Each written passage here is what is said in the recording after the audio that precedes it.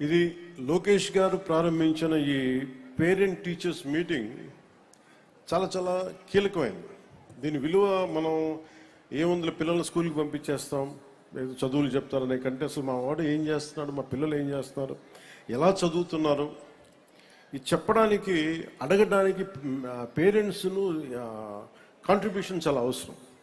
Participation అంటే పిల్లలు ఎలా ఉన్నారు, ఏం చేస్తున్నారు అడగడానికి మనకి ఎవరికి వాళ్ళకి చాలా కష్టంగా ఉండిపోతుంది, ఏం అడుగుతామని.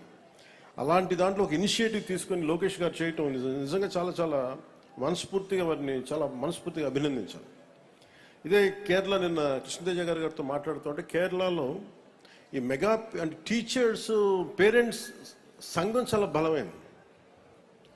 అంటే పిల్లలకి ఏదన్నా సరే ఒక తప్పు జరిగినప్పుడు, అంటే ఉదాహరణకి ఏమైపోయినాయి అంటే నిన్న పిఠాపురంలో కూడా ఏదో గొడవ, ఒక చిన్న విద్యార్థుల మధ్య ఒక చిన్నపాటి గొడవ జరిగితే దాన్ని రాజకీయ నాయకుల లబ్ధి కోసం దాన్ని కుల గొడవలుగా క్రియేట్ చేయడం ప్రారంభించారు.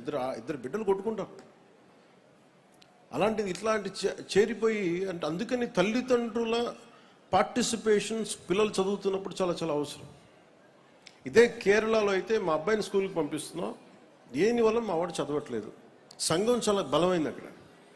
సో ఆ తరహాలో ఇక్కడికి లోకేష్ గారు ఈ teachers mega parent teachers meeting కోసం తల్లిదండ్రుల్ని పిల్లల భవిష్యత్తులో భాగస్వామ్యం చేయటం, జస్ట్ చదువులు డబ్బులు కట్టి స్కూల్కి పంపించేయడం కాకుండా వీరు ఎలాంటి ఉన్నారని చెప్పడానికి నిజంగా ఇది ఒక చాలా కీలకమైన మార్పు. ఇది ఎడ్యుకేషన్. దీనివల్ల పిల్లలు ఎలా పెర్ఫామ్ చేస్తారు, వాళ్ళ బలాలు ఏంటి, బలహీనతలు ఏంటి, ఇవి క్లియర్గా తెలుసుకోగలరు.